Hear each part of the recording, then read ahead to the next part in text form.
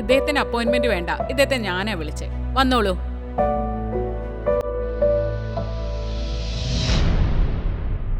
അമ്മേ, എന്തു പറ്റി? നിൽക്കൂ.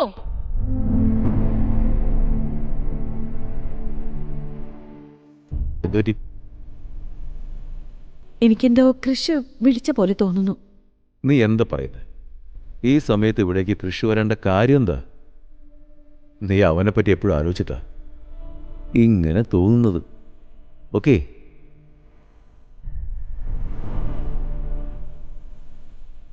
എന്തു പറ്റി? അത് പിന്നെ ഒന്നുമില്ല. നടക്കൂ. This way.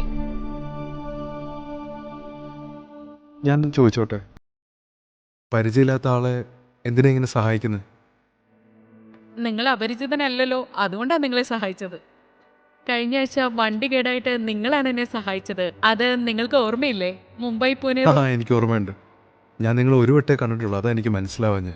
നിങ്ങൾക്ക് സുഖമല്ലേ? വളരെ സുഖമായിരിക്കുന്നു. അന്ന് താങ്ക് യു പറയണമെന്നുണ്ടായിരുന്നു, പക്ഷെ അപ്പൊ തന്നെ നിങ്ങൾ പോയി കളഞ്ഞു. അല്ല, നിങ്ങൾ മിസ്റ്റർ നായക്കിനെ കാണാൻ വന്നതല്ലേ? എനിക്ക് എങ്ങനെയെങ്കിലും നായക് സാറിന് ഈ ഫയൽ കൊടുത്തേ പറ്റൂ.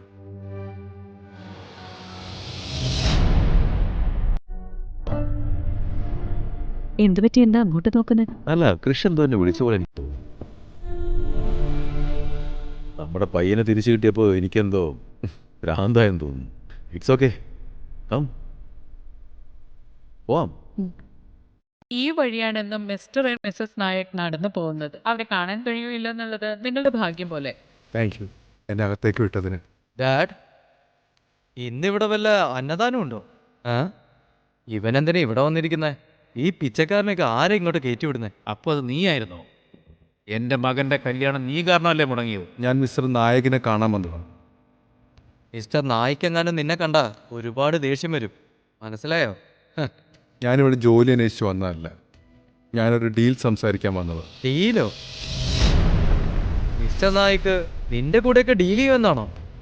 നിനക്കറിയോ, മിസ്റ്റർ നായിക്കിനെ അപ്പോയിൻമെൻ്റ് ഇല്ലാതെ കാണാൻ പോലും പറ്റില്ല. ഓ, ഇപ്പൊ മനസ്സിലായി. അപ്പൊ നീയാണല്ലേ ഇവനെ ഇങ്ങോട്ട് വിളിച്ചോണ്ട് വന്നേ. എനിക്ക് മനസ്സിലായിടത്തോളം നിനക്ക് ജോലിയോട് ഒരു താല്പര്യമില്ലാത്ത പോലെ. സെക്യൂരിറ്റി. വേണ്ട വിക്രാന്ത്, പ്ലീസ് അങ്ങനെ ചെയ്യല്ലേ. ഈ ജോലി എനിക്ക് വളരെ ഇമ്പോർട്ടൻ്റാ. നീ എന്ത് പറഞ്ഞാലും അത് ചെയ്യാൻ ഞാൻ തയ്യാറാണ്. വിക്രാന്ത് പ്ലീസ്. എന്തും ചെയ്യും. നിനക്കറിയില്ലേ, എനിക്ക് കുറേ കാലമായിട്ട് നിന്നെ ഇഷ്ടമാണ്. നിന്റെ ജോലി രക്ഷിക്കാനായിട്ട് ഒരു നൈറ്റിൽ എൻ്റെ കൂടെ വന്ന് കിടന്നൂടെ? ഒരു സ്ത്രീയോട് എങ്ങനെ സംസാരിക്കേണ്ടത് നിനക്കറിയില്ലേ? എത്ര ധൈര്യം! എന്ത് ധൈര്യം ഉണ്ടായിട്ട് എൻ്റെ മേലെ കൈവച്ചേ? Security, security, security, security! വിളിച്ചാ നിങ്ങൾക്ക് വേഗം വന്നൂടെ? ഓഫീസിലെ എംപ്ലോയി അപ്പോയിന്റ്മെന്റ് ഇല്ലാതെ ആരെ കൂട്ടിക്കൊണ്ടുവന്നിരിക്കുന്നത് കണ്ടില്ലേ? എന്താ നിങ്ങൾ ഉറങ്ങായിരുന്നോ? അതുമാത്രമല്ല, എൻ്റെ മകൻ ഇവൻ അടിക്കുകയും ചെയ്തു. എൻട്രി ഇല്ലാതെ എങ്ങനെ അകത്തേക്ക് വന്നത്? എല്ലാവരും പോയിക്കോ. സാർ എനിക്ക് നായക് സാറിനെ കാണണം. പുറത്തോട്ട് പോകാനാ പറഞ്ഞേ. സാർ, ഒരു പയ്യൻ സെക്യൂരിറ്റിയുമായി വഴക്കുണ്ടാക്കുക. അങ്ങേ കാണണമെന്നാ പറയുന്നത്.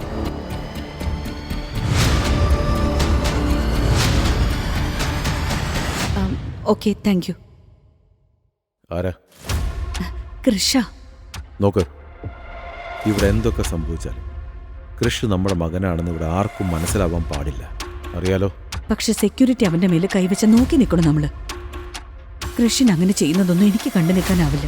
പ്ലീസ് സഞ്ജയ്, നമ്മുടെ മോനെ രക്ഷിക്കാൻ എന്തെങ്കിലും ഒരു വഴി കണ്ടുപിടിക്കാൻ നോക്ക്. ഒരു വഴിയുണ്ട്.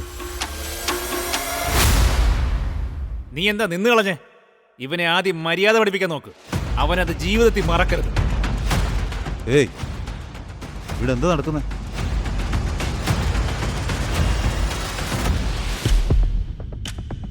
സാർ, ഇവനാണ് നമ്മുടെ ബിൽഡിങ്ങിനകത്തേക്ക് കയറി വന്നത്. നിങ്ങൾ എന്ത് ജോലി അവിടെ ചെയ്യുന്നത്? നമ്മുടെ ബിൽഡിങ്ങോ? അവസാനമായിട്ട് പറയാം, ഇത് നമ്മുടെ ബിൽഡിംഗ് അല്ല, എൻ്റെ ബിൽഡിങ്ങാ. പിന്നെ വേറൊരു കാര്യം, എന്നെ ആര് കാണണം കാണണ്ടെന്നൊക്കെ തീരുമാനിക്കാൻ താനാരാ? മോനെ, ആ ഫയലിങ് തന്നെ.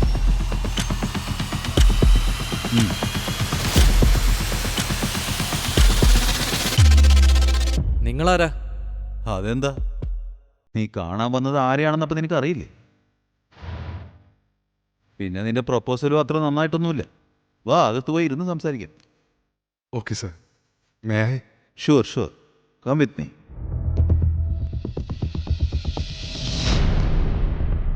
എന്താ കാര്യം? താഴെ നീ ആരുമായിട്ടോ വഴക്കുണ്ടായെന്ന് കേട്ടല്ലോ. പക്ഷേ ഇപ്പോൾ നീ ഇവിടെ വന്ന് കോൺട്രാക്റ്റുമായിട്ട് നിൽക്കുവാണല്ലോ. ശരി, ഈ ഡീല് നമുക്ക് എന്താവുമെന്ന് നോക്കാം. ഇത് നിങ്ങൾ രണ്ടുപേരുടെയും ടാലൻ്റാണ് നിശ്ചയിക്കുന്നത്. സർ, നിങ്ങളെല്ലാം നോക്കിയിട്ട് കറക്റ്റായിട്ട് ഡിസൈഡ് ചെയ്യും. ഞങ്ങൾ റീഡെവലപ്മെൻറ്റ് പ്ലാൻ എല്ലാം ആഡ് ചെയ്തിട്ടുണ്ട്. 31% പ്രോഫിറ്റ് എന്തായാലും വരും. സാർ, വലിയ ബിസിനസ്സുകാരെ പോലെ എനിക്കങ്ങനെ സംസാരിക്കാൻ അറിയില്ല. പക്ഷെ ഒരു കാര്യം അറിയാം, എൻ്റെ ഈ പ്ലാൻ കൊണ്ട് നമുക്ക് അവരെക്കാളും കൂടുതൽ പ്രോഫിറ്റ് കിട്ടും. മാത്രമല്ല പാവപ്പെട്ടവരുടെ അനുഗ്രഹവും കിട്ടും. ഒന്നുമില്ലാത്തവരുടെ സ്ഥലം വാങ്ങി എന്തിനു നമ്മൾ പാപം വിളിച്ചു വെക്കണം? നമുക്കെല്ലാം നേർവഴിയിൽ കൊണ്ടുപോകാം. എല്ലാവരെയും നമ്മളല്ലേ നോക്കേണ്ടത്. അവരുടെ കുട്ടികളെ നല്ല സ്കൂളിൽ ചേർക്കണം. സാർ, നമ്മൾ ആ ധാരാവീട് പ്ലാൻ ശരിയാക്കിയിട്ട് ആ പാവപ്പെട്ടവർക്ക് നമുക്ക് നല്ലൊരു ജീവിതം ഓഫർ ചെയ്യാൻ പറ്റും. പ്ലീസ്. മിസ്റ്റർ നായിക് ഒരു ബിസിനസ്മാനാ. ഏത് ബിസിനസ്സും പ്രോഫിറ്റ് ഇല്ലാതെ ചെയ്യില്ല. നിന്നെപ്പോലുള്ള ചിന്താഗതിയുള്ളവർ ഒരിക്കലും ബിസിനസ്മാൻ ആവാൻ പാടില്ല. മിസ്റ്റർ ക്രിഷ്, എനിക്ക് നിങ്ങളുടെ ഡീൽ ഇഷ്ടമായി. പോകുന്നതിന് മുമ്പ് കോൺട്രാക്ട് സൈൻ ചെയ്തേക്ക്. മിസ്റ്റർ നായക്, ഒന്നും അറിയാത്തവൻ ഈ റീഡെവലപ്മെന്റ് പ്രോജക്റ്റിനെ പറ്റി എന്തറിയാന്നാ പറയുന്നത്?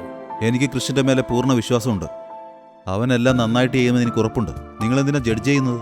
അവനെപ്പറ്റി സംസാരിക്കാനുള്ള ഒരു യോഗ്യതയും നിങ്ങൾക്കില്ല. നിങ്ങളുടെ മകനുമില്ല. അണ്ടർസ്റ്റാൻഡ്? ഒരുപാട് നന്ദിയുണ്ട് സാർ.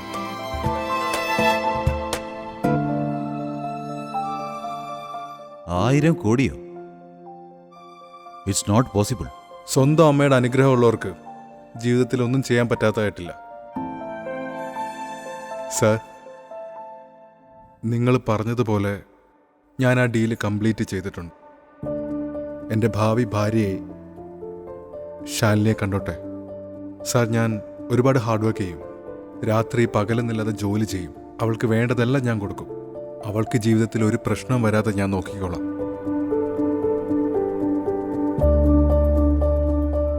സാർ, എനിക്കിപ്പോൾ അവളെ കാണാലോ അല്ലേ? കൃഷ് മോനെ, നിന്നെപ്പോലെ ഒരുത്തനെ എന്നെക്കൊണ്ട് എങ്ങനെയാ വേണ്ടെന്ന് പറയാൻ പറ്റുക?